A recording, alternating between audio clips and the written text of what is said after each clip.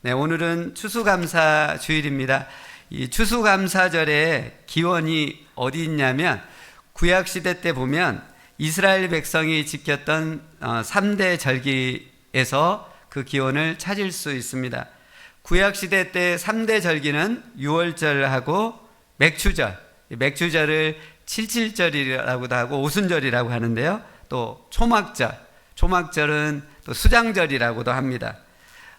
유월절 기간에 이 안식일 다음 날이 이 농작물의 첫 열매를 하나님께 감사로 드리는 초실절이 있습니다. 유월절 안에 그 초실절이 있고, 초실절이 지난 후 49일이 지나 50일째 되는 날이 맥추절입니다. 그래서 이 맥추절은 5월이나 6월에 이스라엘에서 보리추수를 해서 그 수확물을 감사로 드리는 절기입니다. 초막절, 수장절은 가을에 추수한 것을 저장하면서 하나님께 감사로 드리는 절기입니다. 그러니까 구약 성경에서 대표적인 세 개 절기가 모두 다 하나님께서 주신 수확한 열매로 감사로 드리는 절기인 것을 보게 됩니다. 지금 현대교회에서 지켜지고 있는 11월 달에 지켜지고 있는 추수감사절은 17세기 초 이 신대륙인 미국을 개척한 천교도들에 의해서 시작이 되었습니다. 17세기 초 영국에서 이 국왕이 교회를 핍박하고 정부의 관할하에 교회를 두다 보니까 신앙의 자유를 찾기 위해서 천교도들이 신대륙을 향해서 떠났습니다. 102명의 천교도들은 1620년 영국 플리머스 항을 출발해서 험난한 항해 끝에 신대륙인 미국에 도착했는데, 이 도착한 항구 이름을 출발한 영국의 플리머스 그 항을 따서 플리머스 지역에 도착을 하게 됩니다. 그리고 그의 겨울 3개월 정도 겨울을 이 플리머스 신대륙에서 보내게 되는데, 혹독한 추위와 또 집도 없고 그리고 질병도 생기고, 그래서 102명 중에 한 반절 정도가 죽게 됩니다. 그리고 생존자는 이제 50명밖에 없습니다. 근데 봄날이 되고 또 다시 땅을 개간하고 씨를 뿌려서 그 가을에 추수를 하게 됩니다. 그리고 청교도들은 미국으로 건너온 다음해인 1621년 가을에 하나님께 첫 추수감사절을 드리게 됩니다. 이 청교도들이 미국에 정착한 그 지역이 플리머스 지역인데, 플리머스 책임 행정관이었던 윌리엄 브래드포드는 1623년에 추수감사절을 공식 선언을 합니다. 그리고 미국 초대 대통령인 조지 워싱턴 대통령이 1789년도에 이 추수감사절을 국가 기념일로 정하고, 그때 당시 이제 제각기 지역마다 추수감사절 일정이 날짜가 틀렸는데, 아브라함 링컨 대통령에 의해서 1863년에 11월 넷째 주 목요일 날 추수감사절로 통일되게 지켜서 지금까지 내려오고 있습니다.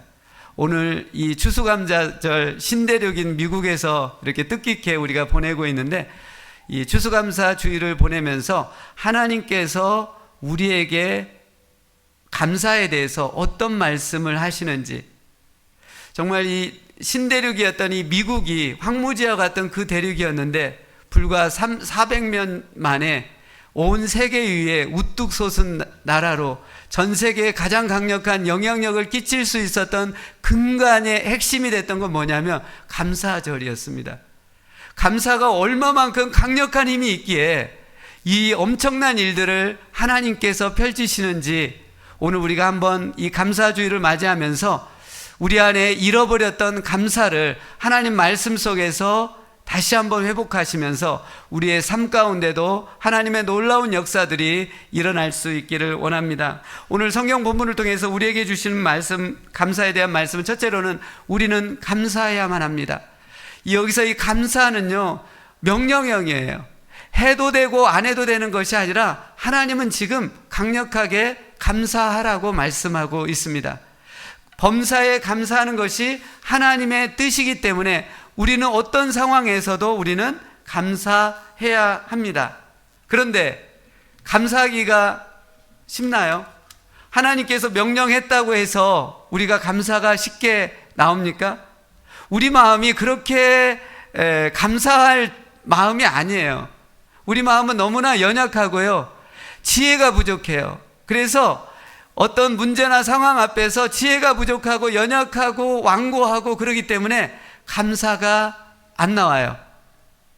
그런데 하나님은 또 감사하라고 명령을 하고 있고, 이 속에서 우리는 왜 감사해야 하는지 오늘 말씀을 통해서 동기부여되고 납득되어져서 감사가 정말 중요하다는 것들을 우리가 한번 살펴봤으면 좋겠습니다. 성경을 보시면요, 감사는요 하나님이 기뻐하시는 언어예요. 그러니까 감사한다고 선언할 때 하나님이 임하십니다. 그리고 그 문제와 상황 가운데 반전을 시켜주세요.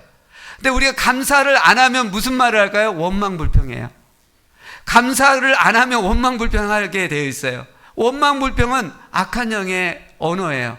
원망불평하는 순간에 마귀가 들어옵니다. 그래서 더 추락을 시켜요. 저주와 멸망으로 빠지게 됩니다. 그래서 우리가 문제나 상황은 중립적이에요. 객관적이에요. 근데 그 문제나 상황 앞에서 내가 감사의 말을 한다고 한다면 그 문제와 상황이 재료가 돼요. 상승할 수 있는 재료. 비행기가 이륙할 때 연료의 재료가 듯이 문제나 상황은요, 그 감사를 할 때 상승할 수 있는 재료가 됩니다. 하지만 문제나 상황 앞에서 우리가 불평하고 원망을 하게 되면요, 그것은 추락을 시켜버려요. 저주와 멸망으로 빠지게 됩니다. 그래서 감사라는 것은 하나님의 명령어기도 하지만 또 조건절이기도 해요. 조건절이에요. 조건절. 하나님께 감사하면 하나님이 임해서 하나님의 은혜와 복을 주십니다. 하지만 원망 불평하면 악한 영이 임해서 우리 삶 가운데 저주와 심판과 멸망이 임하는 거예요. 명령어기도 하지만 조건절이에요. 구약 성경에 대표적으로 하나님께 감사하지 않고 원망하고 불평해가지고 만신창이가 된 사건이 나와요. 감사했다고 한다면 가나안 땅에 일주일 만에 들어갈 텐데 그 상황 앞에서 원망불평함으로 인해서 40년 동안을 광야 생활을 뺑뺑이를 돕니다. 그리고 처참하게 한 명 한 명 죽어나갑니다. 불평했기 때문에. 혹 우리의 삶 가운데 하나님의 은혜와 복을 받지 못하고 혹여나 저주와 심판과 멸망과 안 좋은 일들이 계속 일어난다고 한다면 우리 마음 가운데 입가에 얼마만큼 원망과 불평이 있는지 살펴볼 필요가 있어요. 지난 한 주간 사시면서 얼마만큼 감사의 말을 하셨습니까? 아니면 원망 불평의 말을 했습니까? 우리가 한번 돌아볼 수 있기를 원합니다. 이스라엘 백성이 430년간 애굽에서 종살이를 합니다. 노예생활을 합니다. 모진 억압과 고통을 받게 됩니다. 이스라엘 백성들이 모두 다 죽겠다고 아우성을 칩니다. 하나님께서 그 아우성을 들으시고 모세를 통해서 이스라엘 백성을 430년 만에 애굽에서 출애굽을 시키고 해방을 시키십니다.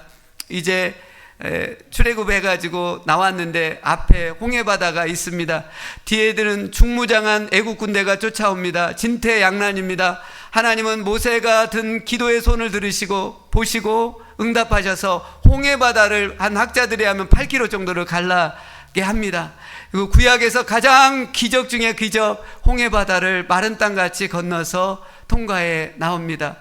홍해바다를 건너고 나서 이제 2달 정도 지나서 이들이 시내산에 갑니다. 시내산에서 한 1년 정도 머무르면서 하나님께서 모세에게 직접 하나님이 쓰신 돌판에 쓰신 십계명과 율법을 주십니다. 그리고 1년간 시내산에서 머물게 합니다. 그리고 이 시내산에서 이제 북쪽으로 올라가서 한 11일 정도 걸어서 가데스 바네아까지 올라갑니다.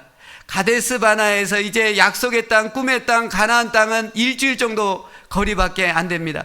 일주일 걸어서 가면 그렇게 바랬던 그 가나안 땅, 꿈에 그렸던 그 땅에 가게 됩니다.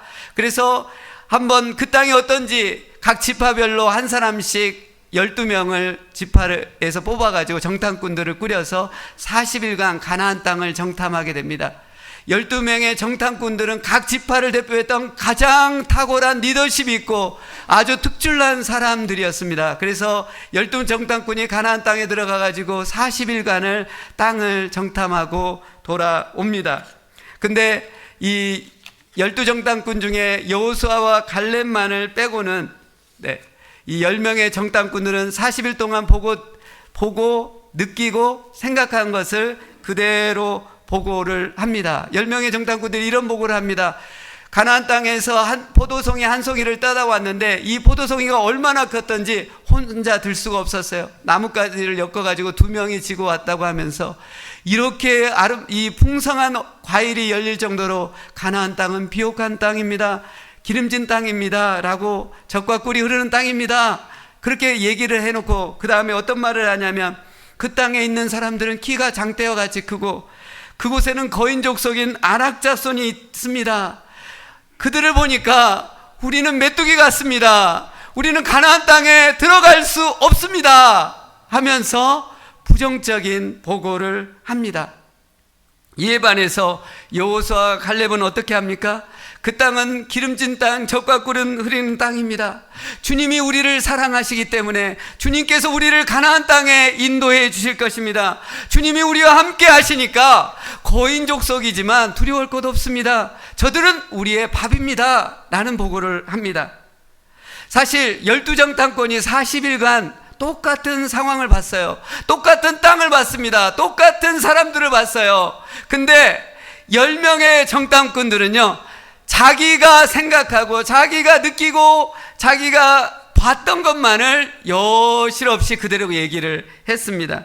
하지만 여호수아와 갈렙은요, 자신들이 보고 느끼고 생각한 것들을 그대로 보고하지 않았어요. 필터링 했습니다. 뭘로 필터링 했습니까? 하나님의 관점으로 봤어요. 하나님의 관점으로 보니까, 전능하신 하나님의 관점으로 보니까 저들은 우리의 밥이라고 본 거예요. 그리고 우리는 넉넉히 그 땅에 들어갈 수 있다라고 그렇게 보고를 했습니다. 이제 결과가 나와야죠. 하나님이 어떤 결과를 내리십니까? 자신들이 보고 느끼고 생각나는 것들을 받고 악평하고 부정적으로 보고했던 10명의 정탐꾼들과 그 보고를 듣고 원망하고 불평하고 탄식을 했던 20세 이상의 석인들은요, 약 일주일이면 갈 수 있는 그 길을요, 못 들어가게 해요. 하나님께서 40년간을 뺑뺑이 광야를 돌리십니다. 한 사람 한 사람씩 광야에서 죽게 합니다. 하나님이 봤을 때요, 우리 인간은 그냥 쉽게 악평을 해요. 불평을 해요. 교회에 대해서 우리는 너무나 쉽게 말을 해요. 악평을 해요. 그냥 쉽게 그냥 농담 삼아 해요. 근데요, 하나님 올 때는요, 죽이고 싶어 하는 거예요. 하나님이 지금. 그것은 하나님의 언어가 아니기 때문에 그렇습니다. 처참하게 죽어나갑니다. 하지만 하나님의 관점으로, 하나님의 말씀으로 필터링하고 보고 느끼고 생각난 것을 긍정과 희망과 감사로 보고한 여호수아와 갈렙은요, 성인이 아닌 20세 이하 어린 아이들, 사람들을 데리고 이 가나안 땅에 들어가게 됩니다. 사랑하는 성도 여러분, 우리가 어떤 문제와 사건과 상황을 볼 때 왜 원망하고 불평하고 탄식이 나오는 걸까요? 왜 그럴까요? 10명의 정탐꾼처럼요, 하나님 없이 내가 눈으로 보고 내 감정으로 느끼고 내 생각나는 것들을 얘기하기 때문에 원망, 불평, 탄식이 나오는 거예요. 왜 그러냐면요, 우리 본성이 너무나 연약해요. 그리고 우리는 지혜가 너무 부족하고요, 너무나 부정적이에요. 너무나 완고해요. 그러니까 우리의 판단은 오판이 많아요. 오해가 참 많아요. 그러다 보니까 우리의 생각과 느낌과 그걸로 이 상황들을 해석하다 보니까 잘못된 해석들이 쏟아져 나오는 거예요. 그래서 원망하게 되고 불평하게 되고 탄식하게 되는 것입니다. 하지만 주님의 마음, 주님의 뜻, 주님의 심정으로 문제와 상황을 보고 해석하다 보면 전능하신 하나님께서 역사하실 것이고, 또 우리 하나님은요, 합력해서 선을 이루세요. 그러니까 아무리 절망적인 상황에 있다 하더라도 그 순간에 하나님을 바라보면 하나님께서 놀랍게 그 모든 상황들을 엮어서 합력해서 선을 이룬다는 믿음이 생기기 때문에 긍정과 희망과 감사가 나올 수밖에 없습니다. 사랑하는 성도 여러분, 여러분 마음의 중심에 주님의 말씀을 품으시고 문제와 사건과 상황을 해석하심으로 인해서 여러분 입가에서 원망 불평이 아닌 감사의 그 고백이 여러분 가운데 일어나길 간절히 원합니다. 우리가 감사를 어떻게 표현할 수 있을까요? 한자적 정의를 보면 감사를 정확하게 어떻게 표현하는지 설명을 하고 있어요. 이 감이라는 것은요, 감이라는 것은 한자를 이렇게 분석해 보면 마음심에 다할 감이에요. 그러니까 마음을 다해 느끼는 것, 그러니까 감동받은 것이 감이에요. 감동받은 것. 그다음에 사라는 것, 사례할사인데요. 이 한자 사례할사를 보면 말씀원에 쏠사가 있어요. 그러니까 말로 표현할 때 감사가 완성되는 거예요. 감사는요, 감동받은 것을 감동받은 것을 사해야 돼요. 말로 표현해야 돼요. 그게 감사의 완성입니다. 저희 부부가 이번 주 추수감사절에 테네시주에 사시는 장로님 부부로부터 초대를 받아가지고 가게 되었어요. 네. 이제 좀 있으면 여러분들이 부러워할 게 나올 텐데, 장로님 부부에게 이렇게 초대를 받아서 갖게 됐는데, 이 장로님 부부는 달라스에서 같은 교회를 저희가 다녔어요. 근데 교회가 워낙 크기 때문에 장로님 부부랑 저희 부부가 이렇게 접촉할 접촉할 부분은 없었습니다. 근데 권사님이 달라스에서 김치 사업을 하셨어요. 김치를 잘 만드셔가지고 김치 사업을 하셨는데, 이 권사님이 이 김치를 하면 매달 사역자도 한 15명 정도 한 통씩 김치를 이렇게 이름을 써가지고 주셨어요. 15 정도 사역자들에게. 근데 15 사역자들 중에 김치를 받으면 감사하잖아요. 근데 유독 권사님에게 아주 정성스럽게 감사를 표현하는 사람이 있었는데, 그 사람이 누구냐면 저쪽 지금 영유아부 사역하고 있는 제 아내가 그렇게 표현을, 김치 받을 때마다 극진하게 감사를 표현을 했습니다. 그랬더니 권사님이 크게 감동을 받은 거예요. 어떻게 사모님만 그렇게 감사를 표할 수가 있습니까? 그래서 이 권사님이 김치만 준 게 아니라 파김치 담으면 배추김치 말고 파김치 담으면 파김치 비싸고 맛내기 쉽지 않잖아요. 근데 이분이 담으면 일품이에요. 파김치, 여러 가지 무김치 뿐만 아니라 멸치 등등 해가지고 여러 반찬들을 이렇게 주셨습니다. 그랬는데 이 장로님 네 분께서 10월 말에 달라스에서 테네시로 이렇게 왔다고 하면서 저희 보고 달라스보다 훨씬 가까운 거리니까 테네시로 추수감사절에 와서 좀 잘 쉬면서 충전하면 좋겠다고 그래가지고 이 권사님이 평생 음식 사업을 하신 분이에요. 그러니까 요리 솜씨가 얼마나 좋은지 모르세요. 그래서 저는 장로님 권사님을 이번에 만나러 가는 것도 있지만 어떤 음식을 주실 거에 대한 기대감이 사실 굉장히 큰 마음을 갖고 있습니다. 감사하지 않았다고 한다면 이렇게 관계가 발전되지 않았을 텐데, 말로써 글로써 표현함을 통해서 관계가 계속해서 엮어져 나가고 앞으로도 어떤 관계로 나갈지 모르겠습니다. 사랑하는 성도 여러분, 여러분은 요즘 하나님과 사람에게 땡큐 표시를 잘 하고 계십니까? 어떤 문제와 상황 앞에서 좀 더 적극적으로 선수쳐서 열정적으로 최선으로 하나님께 또 사람에게 감사의 고백을 하신다면, 고백이 그 순간 하나님께서 임하셔서 놀라운 은혜와 복으로 내려주실 것입니다. 날마다 오늘 감사주의를 맞이해서 잃어버렸던, 그리고 빈약했던 우리의 감사의 고백들이 날마다 충만하게 드려져서 하나님의 임재하심이 여러분 삶 가운데 임하고 하나님의 반전의 놀라운 은혜와 복이 일어나길 간절히 바라겠습니다.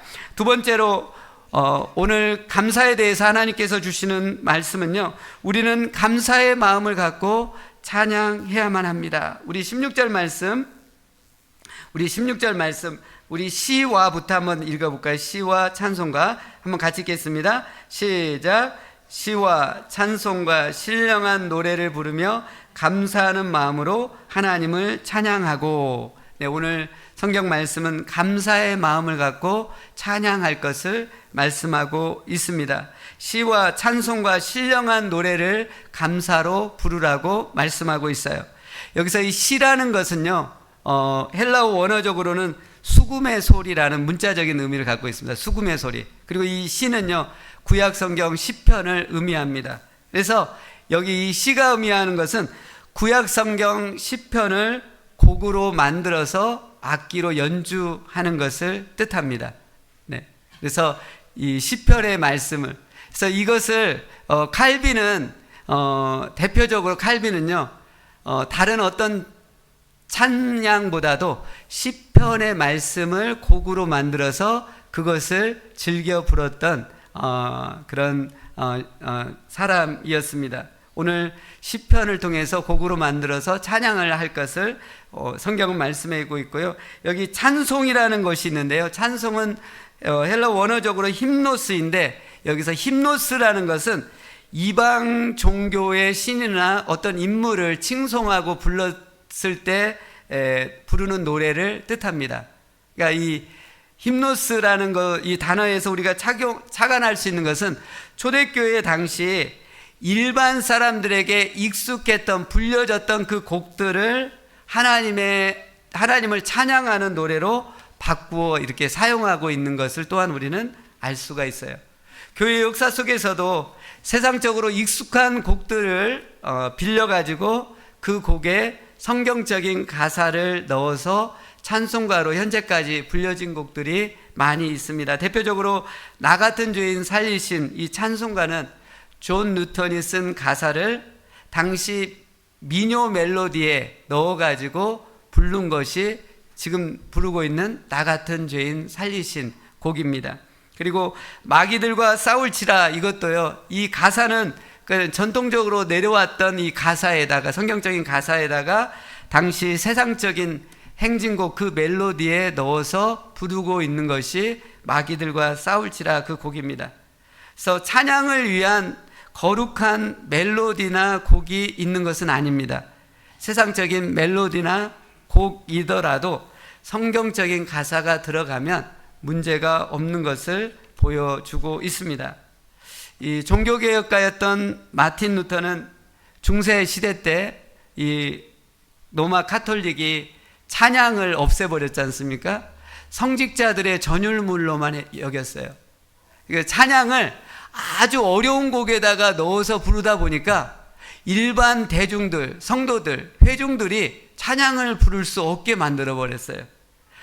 왜 중세시대가 암흑기입니까? 건조합니까? 영적으로 메말라고 문제가 있었습니까? 왜 그러냐면 찬양이 없었어요. 모임 가운데 찬양이 말라버렸어요.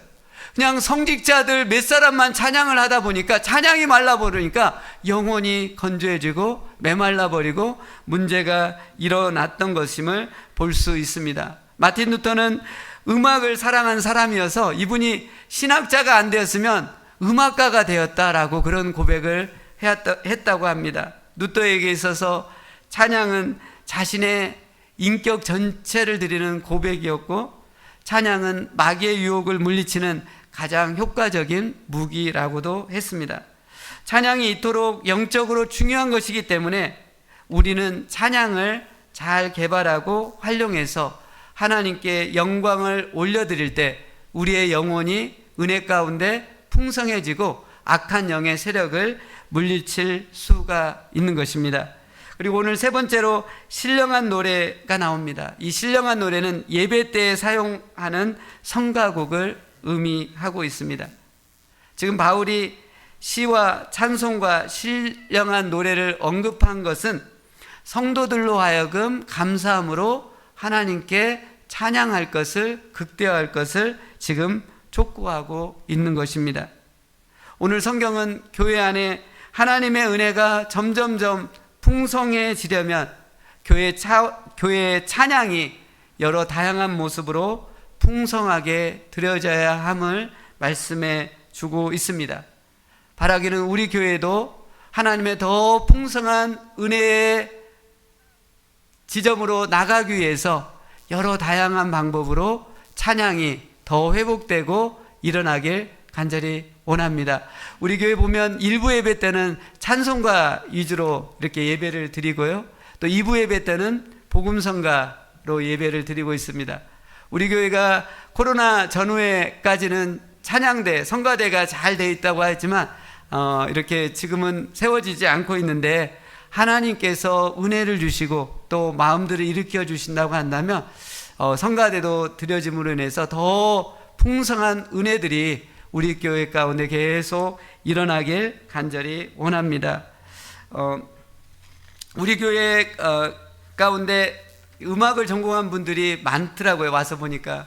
그래서 얼마나 교회가 그분들을 통해서 복을 받고 그분들이 얼마나 귀한지 하나하나 이렇게 알아가고 깨달아가고 있습니다.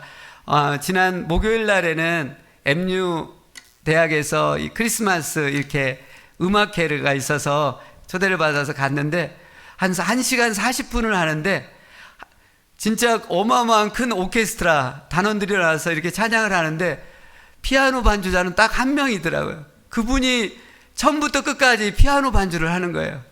그분이 누군가 했는데 우리 교회에서 저는 편하게 대하고 했던 분이었는데 우리 김보미 집사님이 메인으로 혼자서 피아노를 이렇게 치는 걸 보면서 끝나고 나서는 제가 가가지고 정중하게 인사를 드렸어요. 너무 그동안 몰라봐가지고 미안했다고 내가 용서를 구했어요. 이 귀한 분이 우리 교회에서 이렇게 피아노로 반주를 하고 있다는 것이 너무나 감사했던 시간이었어요. 그리고 지난 1년간 우리 사역했고 이제 1월 초에 결혼을 앞두고 있어서 이제 떠나게 되는 우리 정만유 전사님이 금요 예배 때 또 이렇게 찬양을 하면서 얼마나 이렇게 찬양을 통해서 은혜를 많이 주고 있는지 모릅니다. 최근에 전사님 이런 고백을 하더라고요. 본인이 목요일 날 저녁에 꼭 교회에 와서 금요일 날 그 찬양을 인도하고 있는데 자기가 일주일 중에 그때가 가장 은혜를 많이 받는 시간이래요. 많이 울고요. 많이 힘을 얻고 은혜를 받는다고. 목요일 그 저녁 시간이. 네. 이 찬양을 통해서 그런 은혜가 우리 가운데 있습니다. 사랑하는 성도 여러분, 감사의 찬양을 올려보시면요, 우리 영혼에 새로운 진동이 일어날 것입니다. 정말 기도의 정점은 찬양이에요. 사실 저는 찬양을 그렇게 잘 중요하게 여기지 않다가 진짜 몇 년 전에 신학교에서 공부하고 이러면서 점점 찬양에 대해서 이게 새로워졌어요. 그래서 우리 교회 와가지고 부족하지만 찬송가를 그래도 계속 새벽에 인도를 하고 또 일부 예배 때 인도하다 보니까 제가 좀 찬양이 좀 늘어지지 않았나요? 제 목소리만 는 것 같아요. 너무 조금씩 제 영혼이 풍성해짐을 경험하고 있습니다. 오늘 성경은요, 감사함으로 찬양을 드리라고 말씀하고 있습니다. 하나님께서 우리를 창조하신 목적은 우리로 하여금 창조주 하나님을 찬양하도록 하기 위함이라고 말씀하고 있어요. 우리가 하나님이 계심을 믿는다고 고백할 때 하나님은 기뻐하십니다. 그런데요, 우리가 하나님께 감사할 때 하나님은 기뻐함을 넘어서서 감격하세요.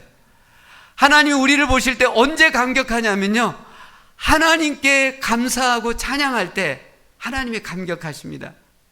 그래서 사랑하는 성도 여러분, 찬양을 날마다 한 곡 이상씩 마음을 다해서 집중해서 불러볼 수 있기를 원합니다. 찬송가이든 CCM이든 성가곡이든 상관없이 온 마음을 다해서 하나님 앞에 나아가 마음을 들여서 감사함으로 하나님께 찬양을 드릴 때 우리 영혼이 새로운 진동을 느끼고 회복의 역사가 일어날 것입니다. 하나님께 감사하며 찬양할 때 하나님께서 기뻐하실 뿐만 아니라 감격해 하셔서 우리의 영육을 놀랍게 치유하시고 회복하는 역사가 일어날 것입니다. 다윗이 하나님 앞에 찬양하고 기뻐했을 때 귀신이 떠나갔고요, 치유의 역사가 일어났습니다. 찬양할 때, 감사에 찬양할 때 여러분의 심령이 치유되시고 여러분의 아픈 몸이 있다고 한다면 치유의 역사가 일어날 것입니다. 하나님 앞에 날마다 진심 어린 찬양하심을 통해서 하나님의 그런 놀라운 은혜와 역사를 받을 수 있기를 간절히 바랍니다. 마지막으로 세 번째로 오늘 감사에 관해 주신 말씀은 우리는 주 예수의 이름으로 감사해야만 합니다. 오늘 17절 말씀 우리 같이 한번 읽겠습니다. 17절입니다. 또 무엇을 하든지 말에나 일에나 다 주 예수의 이름으로 하고 그를 힘입어 하나님 아버지께 감사하라. 네, 이제 새 사람이 성도인 우리는 무엇을 하든지 모든 것을 하든지 주 예수의 이름으로 그 힘으로 감사할 것을 말씀하고 있습니다. 여기서 그 어떤 상황이라는 것은요, 기쁘고 좋을 때뿐만 아니라 슬프고 아프고 절망스러운 상황도 포함합니다. 사실 기쁘고 좋을 때는 아무나 할 수 있어요. 기쁘고 좋을 때는 누구나 당연히 할 수 있어요. 그러니까 기쁘고 좋을 때 감사하는 것은 그렇게 임팩트가 없어요. 다 하는 거니까요. 하지만 정말 중요한 것은 지금 상황이 슬플 때, 아프고 절망스러울 때, 그때가 이제 내 믿음을 강철같이 단단하게 하는 때예요. 기쁘고 즐거울 때 감사하고 뭐 하는 것은 그게 우리 믿음을 강하게 하는데 영향이 없어요. 정말 내 마음이 슬플 때, 아플 때, 절망스러울 때, 그때 감사할 수 있냐는 거예요. 그때 감사하면요, 우리 믿음이 강철같이 됩니다. 우리 심령이 단단하게 되어집니다. 놀라운 신앙의 성장과 성숙이 있게 됩니다. 근데 솔직히 인간의 이성과 힘으로는 그런 상황에서 감사할 수가 없습니다. 지금 상황이 아프고 슬프고 절망인데 무슨 수로 감사할 수 있겠습니까? 하나님은 감사라고 명령하는데 어떻게 감사가 나올 수 있습니까? 근데 오늘 17절 말씀에 답을 주고 있어요. 주 예수의 이름으로 감사라고 하죠. 주 예수님의 이름을 의지하고 주 예수님의 이름을 부르고 그 주님이 주시는 힘을 갖고 감사하라고 말씀하고 있습니다. 그러니까 감사할 수 있는 키는요, 주 예수 그 이름에 달려 있어요. 우리는 날마다 사시면서 주 예수님을 불러야 돼요. 주 예수님. 제가 대학교 때 지금 생각이 나는데 정말 선배가 있었는데 너무 경건하고 너무 얼굴에 빛이 나시는 분이에요. 근데 이분은요, 저를 만날 때마다 주 예수를 계속 부르는 거예요. 주 예수의 이름으로 이렇게 환영한다고, 주 예수의 이름으로 감사한다고. 그 선배가 문득 생각이 납니다. 주 예수의 이름으로 우리는 감사할 수가 있습니다. 우리가 주 예수의 이름으로 어떤 상황에 있든지 감사의 고백을 할 때 하나님께서 슬프고 아프고 절망적인 상황을 새롭게 역전시키시고 새 지평을 열어주실 것입니다. 아까 서두에서 얘기했지만 미국 건국의 주역들인 이 청교도들이 102명이 1920년 늦가을에 신앙의 자유를 찾아서 목숨 걸고 이 미국 신대륙에 도착을 합니다. 혹독한 겨울을 보내면서 반절이 죽습니다. 이제 50여 명이 남아서 봄철에 씨앗을 뿌리고 가을에 추수해서 첫 추수감사절을 하나님께 드립니다. 하나님 앞에 50명이 죽어나갔으니, 반절이 죽어나갔으니 그 추수감사절을 지내면서 얼마나 뜨거운 감사를, 예배를 하나님께 드렸겠습니까? 청교도들이 그 첫 추수감사절 예배를 드렸을 때 하나님 그 예배를 보시고 어떤 마음이셨을까요? 그들은요, 이제 50명밖에 살지 못했던 그들은요, 그럼에도 불구하고 하나님께 감사했던 분들입니다. 하나님께 감사하는 것을 목숨을 걸고 지켰던 분들이에요.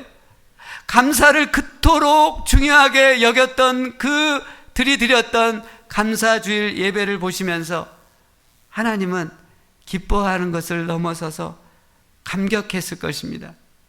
눈물나게 감격했을 것입니다.